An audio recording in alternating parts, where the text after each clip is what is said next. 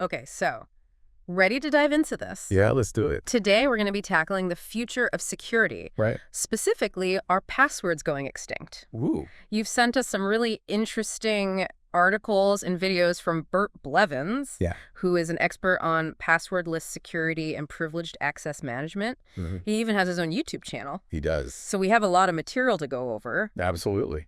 So our mission is to figure out why passwords are so risky these days, Right. what kind of technology could replace them, and which companies are already making the switch. It's a hot topic, and Blevins really lays out a good case for why passwords are becoming such a liability, Yeah. even when we try to be careful. Yeah, he breaks it down into four main weaknesses. Okay. Weak passwords, Mm-hmm. phishing, brute force attacks, and Yeah. password fatigue. Ugh, I know that one. Right. So let's start with weak passwords. Okay. It seems like no matter how much we stress having strong passwords, people still create ones that are easy to crack. Yeah. What makes this so challenging? It's like we're fighting human nature, you know? Yeah. People want things to be simple and memorable. Right. So they use common words, or they'll repeat passwords across accounts, or just slightly modify an old password. And attackers are very aware of these tendencies. It's almost like we're making their job easier. Yeah, and Blevins highlights just how common data breaches are because of weak passwords. Right. For example, that massive breach at Yahoo a few years back Oh, yeah. that exposed millions of accounts, I remember that one. all because of easily guessable passwords. It's scary how common that is. It's a stark reminder of how vulnerable we are. Absolutely. And it's not just individual negligence either. Right. It's the sheer volume of accounts we have these days. Oh, yeah. It makes it almost impossible to manage all these unique, complex passwords for everything. Right. And this leads right into password fatigue, which Blevins talks about. Oh, yeah, we've all been there. You sign up for some new service, and you're faced with yet another password requirement. Yeah, it's the worst. And it's so tempting to just reuse an old password or create something super simple Yeah. just to get it over with. You just want to get in and use the thing. Exactly. And that's exactly what attackers are hoping for. Ours. They know we're overwhelmed. They prey on it. It's a systemic issue that makes passwords such a prime target. Absolutely. Then there's the more insidious attacks like phishing. Ah, yes. Blevins explains how phishing tricks people into revealing their passwords through deceptive emails or websites that look incredibly legitimate. Yeah, you think you're on the right site and then bam. It happens to the best of us. It does. Remember that scam where people received emails supposedly from Apple Oh, yeah. asking them to update their account information? So many people fell for that. Thousands fell for it. It's crazy. It's a reminder that security isn't just about technology. It's also about human psychology. Absolutely. Attackers exploit our weaknesses, our desire for convenience, and our trust in familiar brands. They're good at it. And then, of course, there's the brute force approach, Right. where attackers use automated tools to try thousands of password combinations until they find the right one. Just running the numbers. Yeah, it's a numbers game. Yep. And if your password isn't strong enough, it's just a matter of time before it's cracked. Exactly. So we've got weak passwords, phishing, brute force attacks, Yeah. and password fatigue. It's a rough landscape for passwords. It's a pretty bleak picture for traditional passwords. Yeah. But thankfully, Blevins doesn't just leave us with problems. Oh, good. He delves into some fascinating possibilities for a passwordless future.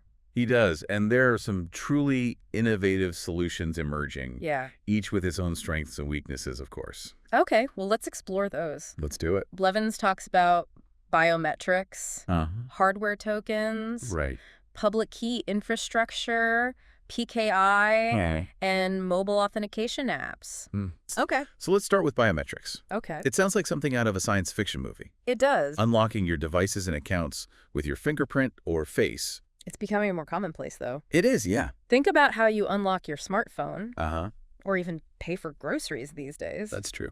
Biometrics offers both convenience and a higher level of security, Right. because it's a lot harder to fake a fingerprint or a facial scan Yeah. than to guess a password. But I imagine there are also some concerns about privacy and the potential for misuse. Absolutely. Biometric data is incredibly personal Yeah. and needs to be handled with extreme care. Right. It's a real balancing act between security and protecting that sensitive information. Okay, so next up are hardware tokens. All right. Can you explain what those are Yeah. and why they're so secure? So think of a hardware token like a physical key for the digital world. Okay. It's a small device, sometimes even keychain sized, Mm-hmm. that generates a unique one-time code that you use to log in. Okay. Often in addition to your password or even replacing it altogether. So even if someone steals your password, Right. they can't get in without that physical token. Exactly. They need both. Okay, so it adds an extra layer of protection. It does. Got it. And because the code changes every time, Right. it's extremely difficult for attackers to intercept and use. It is. Yeah, it's tough to crack. Okay, now let's tackle PKI, Right. public key infrastructure. Public key infrastructure. Yeah. This one sounds a bit more technical. It is a little bit more technical. Blevins uses this analogy of sending a locked box to a friend Okay. without the key, Uh-huh. and then sending a separate open padlock so they can lock it back, Well, ensuring that only you with the original key can unlock it. I see. Can you break this down a bit further for us? Yeah, that's a great analogy to illustrate the basic concept. Yeah. Essentially, PKI uses a pair of keys, Okay. a public key that anyone can have, Right. and a private key that only you possess. Got- The public key can encrypt information, Okay. but only the corresponding private key can decrypt it. Uh-huh. This ensures that only the intended recipient can access the data. So how does this apply to passwordless authentication? So think of it like this. Okay. Instead of using a password to prove your identity, Right. you use your private key to digitally sign a message. Okay. This signature can only be verified using your public key, proving that you and only you sent the message. Got it. It's incredibly secure Okay. and widely used for things like digital signatures and SSL certificates, which secure websites. Ah, so that's how PKI is used in everyday life. Yeah, more common than you think. It's interesting to see how these seemingly complex technologies Right. have such practical applications. Yeah, it's pretty cool. And finally, we have mobile authentication apps, Right. which I think most people are probably familiar with. Yeah, definitely. They're becoming increasingly common for two-factor authentication. Exactly. You get a text message or notification on your phone with the code to enter. Mhm. It's like a second layer of verification on top of your password. Right. It's that extra step. Exactly. They leverage the fact that most people have their smartphones with them all the time, Right. adds that extra layer of security without needing any additional hardware. So we've got biometrics, Mhm. hardware tokens, Yeah. PKI,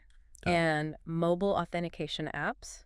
So many options. These all sound promising, They do. but are companies actually using these technologies in the real world? Oh, yeah. Are we actually moving towards a passwordless future? We are. And some major players are leading the charge. Okay, I'm really curious to hear about that. I Yeah. want to see who's paving the way Right. and what strategies they're using. Well, first there's Google, Okay, a company that certainly understands the importance of online security. right. Their advanced protection program Mm-hmm. is designed for high-risk users like journalists and activists Okay. and relies heavily on hardware security keys for two-factor authentication. Mm-hmm. So they're really going all in on this.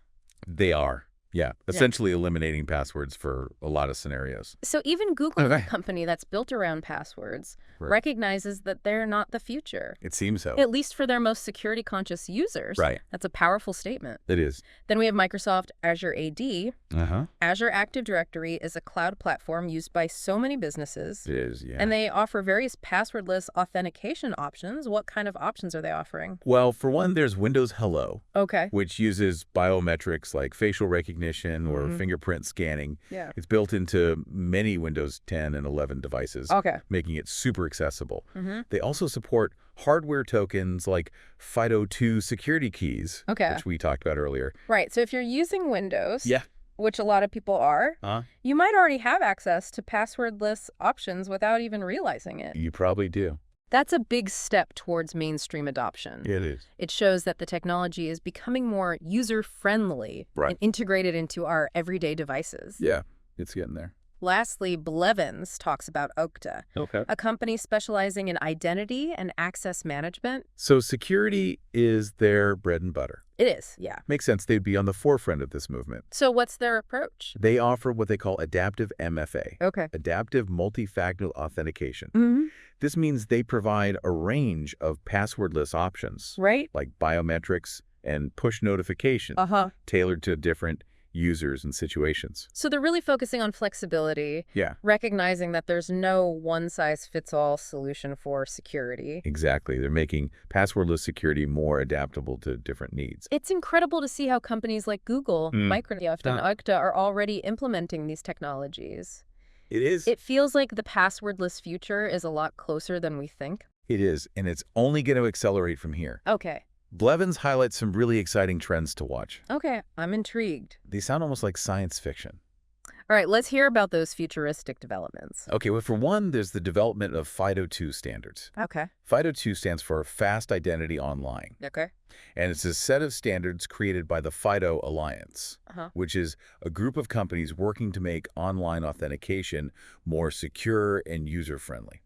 So it's like a universal language for passwordless systems? Precisely. The goal is to make sure that all these different passwordless technologies can work together seamlessly. Got it. You wouldn't have to worry about whether your fingerprint scanner will work with your bank's authentication app, for example. Yeah, that makes a lot of sense. So it paves the way for a more interoperable and user-friendly experience. Yeah, I can see that. What else is on the horizon? Another trend to watch is the advancement in biometric technology. Okay, so we've already seen how far fingerprint scanning has come. It's faster, more accurate, more widely available. It is, yeah. So what's next? Yeah. Are we talking retinal scans? Maybe. Voice recognition? Possibly. Maybe even something straight out of a spy movie, like gait analysis. Maybe not mind reading just yet, Okay. but the possibilities are pretty exciting. Yeah. Imagine a system that combines facial recognition with behavioral biometrics. Okay.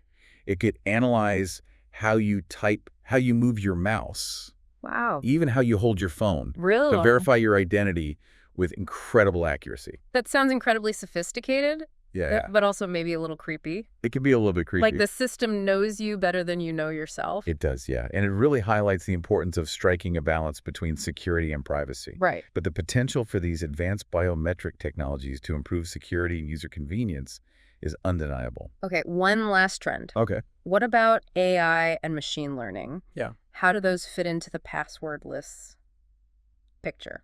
They play a crucial role in making passwordless systems even more secure. Oh.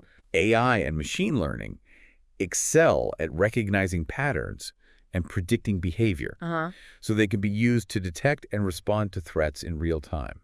So can you give us a specific example? Sure, imagine a system that monitors your login attempts Okay. and analyzes your behavior. Uh-huh.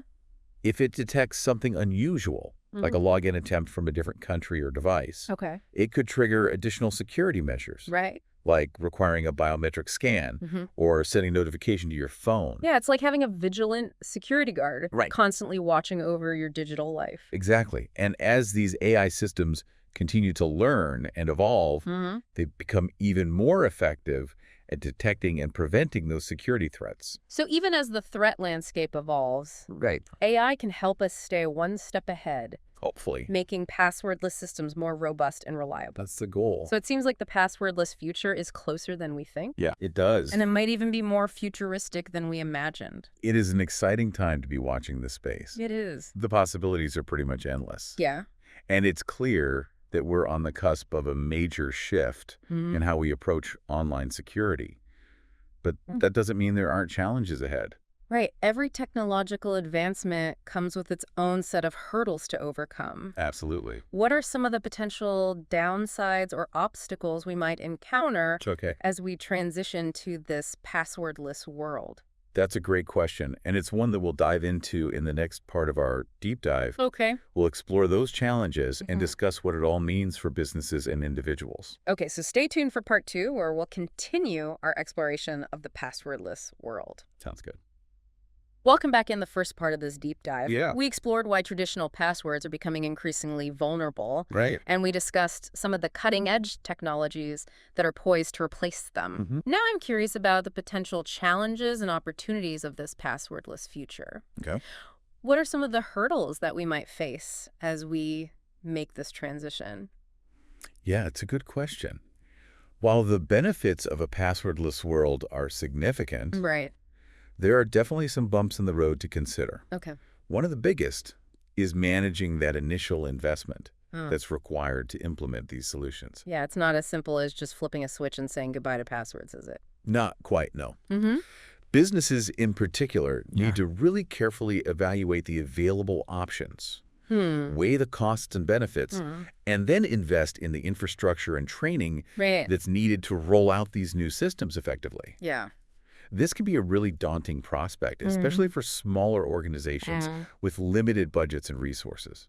So where should a company even begin?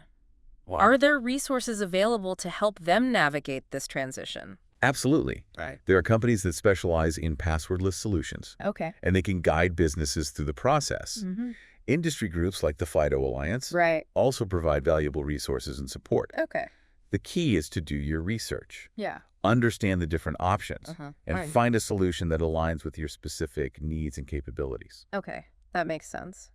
But even with the right technology in place, we can't forget about the human factor. Right. People can be resistant to change. Oh, yeah. Especially when it comes to something as personal as security. It's a big change for a lot of people. It is. Yeah. How do we ensure that employees and customers feel comfortable and confident using these new authentication methods? You're hitting on a really critical point. Yeah. User adoption is essential Yeah. for the success of any passwordless initiative. Right. Clear communication, comprehensive training, and ongoing support are all vital. Yeah. Businesses really need to explain the benefits of these new systems, address any concerns, and provide hands-on guidance to help people feel comfortable and confident using them. It sounds like building trust and transparency is key. It is. People need to understand not only how these new systems work, Right. but also why they're better than traditional passwords. Exactly. And it goes beyond simply explaining the technical aspects. Yeah. It's about empowering people to take control of their own security. Right. When users feel informed and in control, they're much more likely to embrace these changes and become active participants in their own digital safety. That makes a lot of sense. Now, I want to shift gears a bit and talk about the broader implications of this passwordless future for businesses. Right. We touched on the initial investment, but what other opportunities and challenges might arise? Well, one of the biggest opportunities is cost savings. Okay. Think about all the time and money that businesses currently spend on password management, resetting forgotten passwords, dealing with locked accounts, providing support for password-related issues. It's a constant drain on IT departments and resources. It's a huge drain. Yeah. Passwordless authentication streamlines that whole process, reducing the need for password resets and support calls. Right. It also significantly lowers the risk of security breaches caused by weak or compromised passwords. Right. That translates into some pretty significant cost savings in the long run. So we've got cost savings, improved security, and potentially a better user experience. Hopefully. It sounds like a win-win for businesses. It can be. Yeah. But it's important to approach this transition strategically and consider all the potential challenges. For example, ensuring compatibility across different platforms and systems can be a complex undertaking. Right. We talked about FIDO2 standards earlier, but are there other compatibility issues businesses need to be aware of? Absolutely. Yeah. Not all systems and applications support passwordless authentication yet. Okay. So businesses need to assess their current technology stack and make sure that everything can integrate seamlessly with their chosen passwordless solution. Yeah. This might involve upgrading certain systems, adopting new software, or even working with vendors to ensure compatibility. It sounds like a little bit of a balancing act. It is. Finding the right solutions that meet their needs. Right. While making sure that everything works together smoothly. Exactly. And it's not just about internal systems either. Right. Businesses also need to think about how they'll authenticate customers and partners who might be using a variety of devices and operating systems. So it's about creating a consistent and secure experience for everyone, It is. regardless of their technology. Yeah, and that's a challenge that requires careful planning and execution. Now, I want to circle back to something we touched on earlier. The role of AI and machine learning. In this passwordless future, it sounds like these technologies have the potential to not only make authentication more secure, but also to personalize and adapt to individual users. You're absolutely right. AI and machine learning can analyze huge amounts of data, Yeah. identify patterns, Oh. and make predictions, Right. making them incredibly powerful tools for security. Yeah. For example, they can be used to continuously monitor user behavior, Okay. detect anomalies, Uh-huh. and even predict potential threats before they occur. So instead of simply reacting to security breaches, Yeah, we can start proactively preventing them. exactly. AI can learn your typical login patterns, Okay. the devices you use, Hmm. even your location. Wow. If anything deviates from your usual behavior, Right. it can raise a red flag Okay. and trigger additional security measures, Got it. like requiring a biometric scan Yeah. or sending a notification to your phone. It's like having a personalized security guard. We're constantly monitoring your online activity and Exactly. adapting to your individual needs. That's a great way to put it. And as these AI systems continue to learn and evolve, Mm-hmm. they'll become even more effective at detecting and preventing security threats. But with all this talk about AI and machine learning, Right. it's important to consider the potential downsides as well. It is, yeah. There are concerns about bias in algorithms, Right. the potential for misuse, Right. and the importance of transparency and accountability. Absolutely. Yeah. Those are valid concerns. Yeah. And it's crucial that we address them Right. as we develop and deploy these technologies. Mm, We need to make sure that AI is used responsibly, ethically, yeah. and in a way that benefits everyone. Right. That means being mindful of potential biases in algorithms, Mm-hmm. establishing clear guidelines for data usage, Right. and ensuring that humans remain in control of these systems. So it's not just about embracing the technology blindly. No, definitely not. It's about having those critical conversations. It is. Asking the tough questions Yeah. and ensuring that we're using AI in a way that aligns with our values Mm-hmm. and protects individual rights. Absolutely. And as we move forward, Yeah. it's going to be essential to have those open and honest dialogues Right. about the ethical implications of AI Mhm. to establish clear regulatory frameworks Right. and to make sure that we're using this technology for good. Now let's switch gears and talk about some of the more futuristic possibilities Uh-huh. that Blevins discusses. Okay. He mentions concepts that seem straight out of a science fiction movie, Yeah, like what? like brain-computer interfaces Wow. and authentication based on biosignals. That's wild. Are these truly viable options for the future? Well, while those technologies are still in their very early stages of development, Right.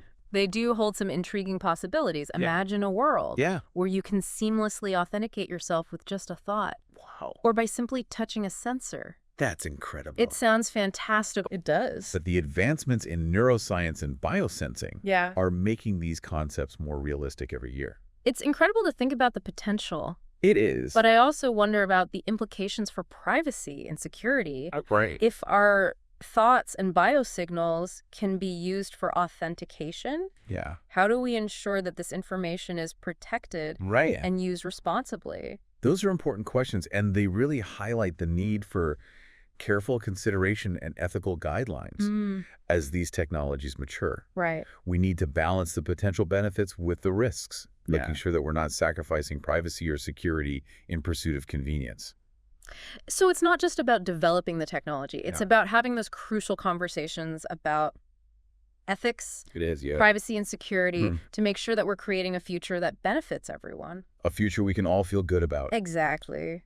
Technology is a tool, It is. and it's up to us to use it wisely and responsibly. Well said. Yeah. As we wrap up this part of our deep dive, Okay. I'm curious to get your perspective on the bigger picture. All right.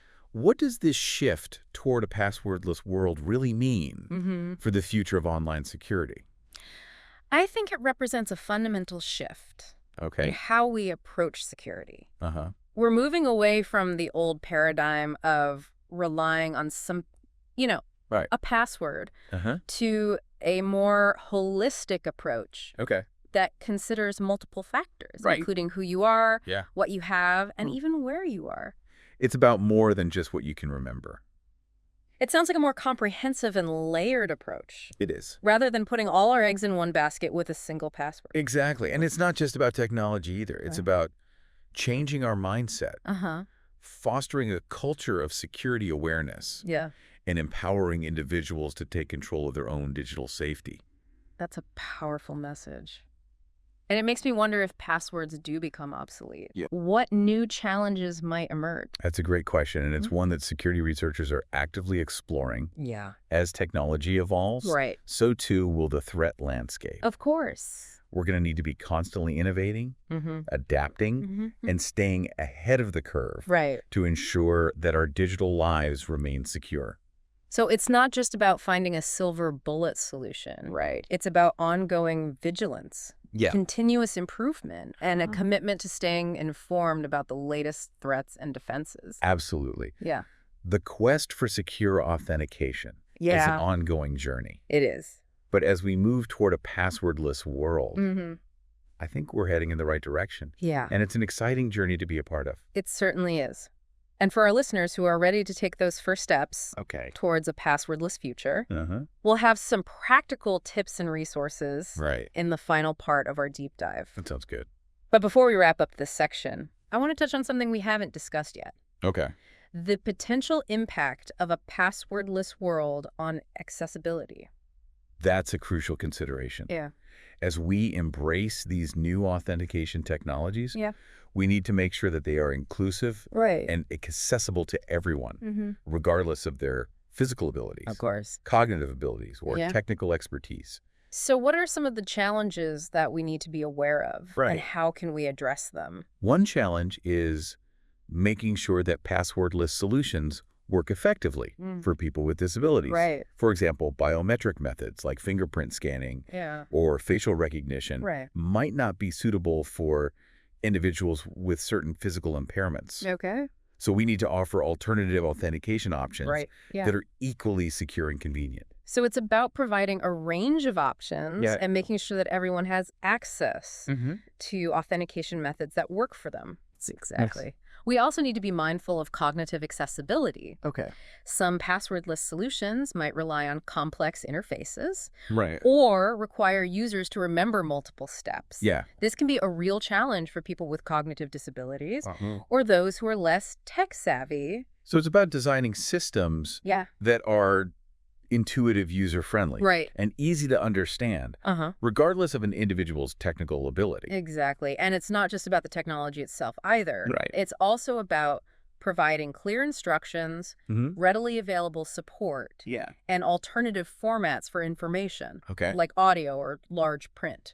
So as we transition to this passwordless world, it's crucial that we consider the needs of all users. It is. And ensure that everyone can participate fully and securely in the digital landscape. Absolutely. Accessibility should be a top priority. Yeah. And it's something that needs to be considered from the very beginning of the design process. We need to make sure that these new authentication technologies are inclusive and empower everyone to access the digital world safely and easily. That's a great point. And it brings up another crucial consideration. The potential impact of a passwordless world on digital equity. Right. As we move away from passwords and embrace these new technologies, how can we ensure that everyone has equal access to these solutions, regardless of their socioeconomic status or geographical location? That's a really important question. Yeah. And it's something that we need to be very mindful of Right. as we shape this passwordless future. We need to make sure that these new authentication methods are affordable and accessible to everyone, Right. not just those with the latest devices or high-speed internet connections. So it's not just about developing cutting-edge technology. So no. It's about ensuring that it's accessible and affordable to everyone. It is. So we don't create a digital divide where some people are left behind. Exactly. We need to consider factors like the cost of hardware tokens, the availability of mobile devices, and the reliability of internet access in different regions. Right. We need to work towards solutions that are inclusive and empower everyone to participate fully in the digital world. It's a reminder that technology is a powerful tool for progress. It is. But it needs to be deployed thoughtfully and equitably to ensure that it benefits everyone. Well said. And as we move toward a passwordless world, we need to be mindful of these challenges and work collaboratively to create a future that is both secure and inclusive. Okay, so we've talked about the challenges and opportunities for businesses, the role of AI and machine learning, and the importance of accessibility and digital equity. It's a lot to consider. It is, but what about the individual user? Right. What does this shift to a passwordless world mean for everyday people? It means a world where online interactions are more secure, more convenient, and less frustrating. Right. Imagine never having to remember another complex password, Oh, yeah. never getting locked out of your accounts, Right. and never having to worry about your passwords being stolen. That sounds like a dream come true. It does, yeah. But I'm also curious about the learning curve. Okay. Will people need to become tech experts to navigate this new landscape? Not at all. Yeah. The beauty of these new authentication technologies Yeah. is that they're designed to be user-friendly and intuitive. Okay.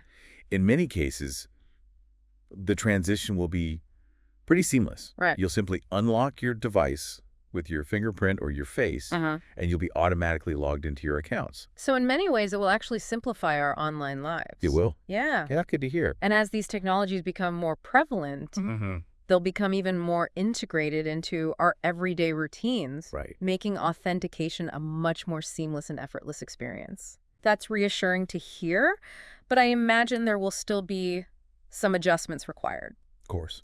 What are some things that individuals can do Okay. to prepare for this passwordless future? That's a great question. First and foremost, it's important to stay informed Okay. about the latest developments in passwordless authentication. Yeah. Familiarize yourself with the different technologies available. Right. Understand the benefits and risks. Yeah. And be aware of the options that are becoming available to you. So do your research, Yeah. stay curious, and be open to trying new things. Exactly. And don't be afraid to ask questions. Okay. If you're unsure about something, Right. reach out to your service providers. Check online resources or talk to friends and family Yeah. who are already using passwordless authentication methods. It's a reminder that we're all in this together. We are. And we can learn from each other's experiences. Absolutely. Yeah. And as we navigate this transition to a passwordless world, it's important to remember that security is an ongoing process. Right. It's not a one-time fix, Yeah. but a continuous journey of Yeah. learning, adapting, and staying ahead of the curve. So stay vigilant, Yeah. stay informed, Uh-huh. and be proactive about protecting your digital identity. Well said. And I believe that by working together, Yeah. we can create a passwordless future that is both secure and empowering for everyone. Those are some inspiring words to end this part of our deep dive. Thanks. And in the final section, we'll provide some practical tips and resources to help our listeners make the transition to a passwordless world. Welcome back to our deep dive into the passwordless future. We've talked about the why, the how, and even some of the hurdles and opportunities that lie ahead. But for our listeners who are ready to take the plunge, what are some concrete steps they can take to begin their own passwordless journey? Yeah, it's a great question. And the good news is you don't need to be a tech wizard to get started. There's some simple things you can do today to enhance your online security and move towards a passwordless future. Okay, let's hear it. Give us the passwordless roadmap. All right, so first and foremost, take inventory of your current security practices. Start by making a list of all your online accounts, the types of passwords you use for each, and whether you have two-factor authentication enabled. So know thyself, digitally speaking. Get a clear picture of where you stand before making any changes. Exactly. Once you have that list, you can start evaluating your password strength. Are you using unique, complex passwords for each account? Are you relying on easily guessable words or patterns? I think we've all been guilty of using the same password for multiple accounts at some point. It's just so tempting when you're juggling dozens of logins. Yeah, I get it, but it's a huge risk. If one of those accounts gets compromised, all the others using that same password are vulnerable. So start by identifying your weakest passwords and prioritize those for an upgrade. Use a password manager if you need help generating and storing strong, unique passwords. Yeah, password managers are a lifesaver. They take the burden off of remembering all those complex passwords. But even with strong passwords, we know they're not foolproof. That's where two-factor authentication comes in. Right. Two-factor authentication, or 2FA, adds an extra layer of security by requiring you to provide a second form of verification in addition to your password. This could be a code sent to your phone, a fingerprint scan, or a hardware token. It's like having two locks on your door. It makes it much harder for unauthorized access. Exactly. And the good news is most online services offer 2FA these days. So go through your list of accounts and enable it wherever possible. It's one of the simplest and most effective ways to improve your online security. Okay, so we've tackled password strength and 2FA. What's next on our passwordless to-do list? All right, now start exploring the world of passwordless authentication options. We've discussed various technologies from biometrics to hardware tokens to mobile authentication apps. Begin by researching which options are available to you and which ones align with your needs and your comfort level. It's a bit like trying on new clothes. You need to find the right fit for your individual style and preferences. I like that analogy. And just as you wouldn't wear a swimsuit to a business meeting, you need to choose authentication methods that are appropriate for the level of security required. For example, you might be comfortable using a fingerprint scan to unlock your phone, but you might prefer a hardware token for accessing your bank account. So assess the risk level of each account and choose authentication methods accordingly. Makes sense. Exactly. And don't be afraid to experiment. Many services offer free trials or demos of their passwordless solutions.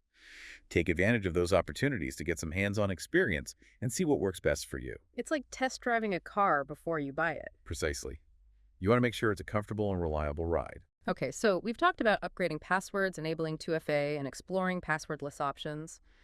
What other practical steps can our listeners take to prepare for this new era of authentication? One crucial step is to be mindful of phishing attacks.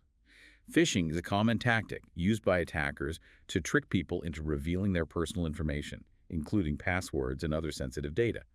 They often use deceptive emails or websites that look legitimate to lure you into clicking malicious links or entering your credentials. It's like those tempting emails that promise you $1 million if you just click this one link.